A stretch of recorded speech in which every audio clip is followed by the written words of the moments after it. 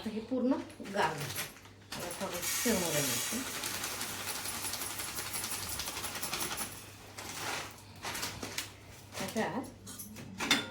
त्याचं प्रमाण आपल्याला किती पाहिजे तेवढं कमी जास्त करू शकतो.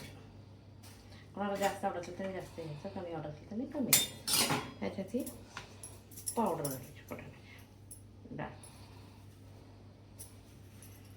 थोडीशी कोथिंबीर, थोडासा टोमॅटो,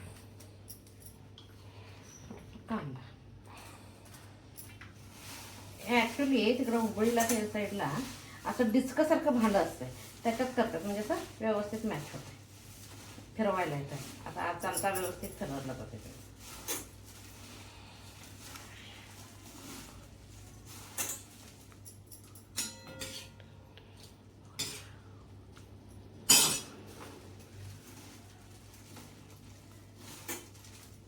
एक गरम असताना खायचं चालते, पण त्याला तेवढी टेस्ट येते. गार झाल्यावरच टेस्ट येते.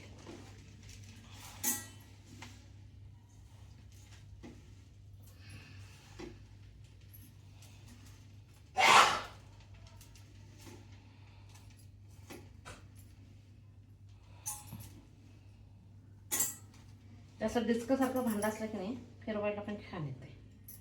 आता ह्याच्यावर बरोबर त्याच्यात थोडंसं कांदा, टोमॅटो, कोथिंबीर. आपल्याकडे भेळला हुरकडण्यामध्ये जे काय वापरत नाही, एकदम त्याची टेस्ट आहे. गिरमीट म्हटलं की कर्नाटक स्पेशल गिरमीट म्हटलं की. आणि ह्याच्याबरोबर मी भजी केली साईडला तयार खाण्यासाठी, गिरमीटबरोबर खाण्यासाठी भजी सुपर टेस्ट. आता हुबळी स्पेशल हे करणार आहे गिरमीट. त्याच्यासाठी मी हे मुरमुरे घेतले. मुरमुरे म्हणजे कन्नडमध्ये हे मराठीत चिरमुरे म्हणतात त्याला. हे करण्यासाठी कढई तापायला ठेवली आहे गिरमीट करण्यासाठी. त्यात तेल घालते.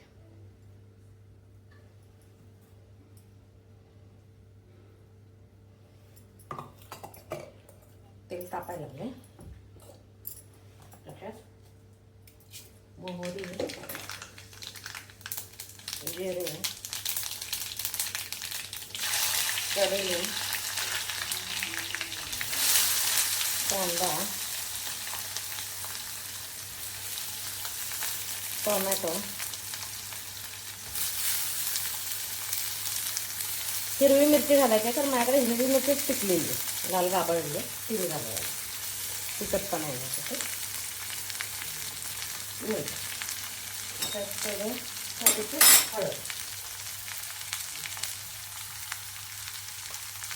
आता हे सगळं मस्तपैकी जरा असं भाजून घ्यायचं.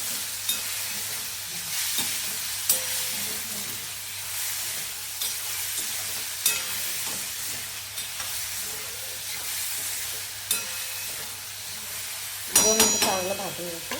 थोडीशी कोथिंबीर टाकायची.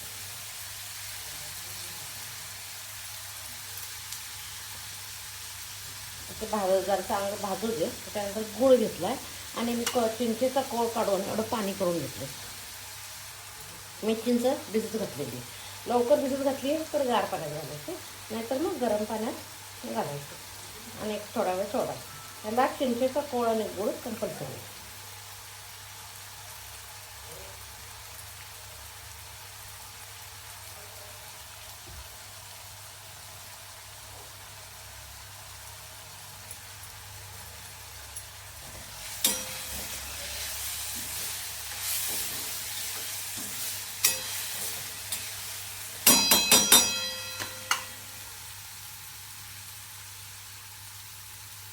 त्याच्यात चिंचेचा कोळ,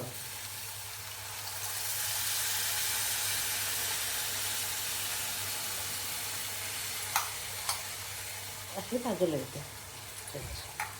त्यानंतर गूळ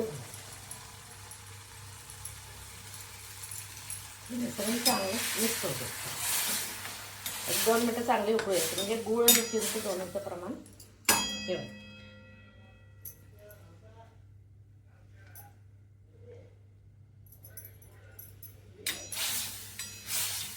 आता थोडीशी कोथिंबीर घातली. आता ह्याला उकळी द्यायची. आता उकळी आला, गॅस बंद करायचा आहे. आता ह्याच्यातच घातलं तरी चिरमुरे किंवा कांदा वगैरे चालतं आहे, पण माझं म्हणणं असं आहे की ह्याला गार होऊ द्या. गार झाल्यानंतर मग गिरमीट मिक्स करायला घ्यायचं होतं. मिक्सरचं हे तयार आहे आपल्याकडं. फुटाण्याच्या डाळीची पावडर पण तयार आहे, पण ह्याला थोडंसं गार होऊ द्या. गार झालं की केलेलं चांगलं. 5 मिनटं जाऊ द्यायचं.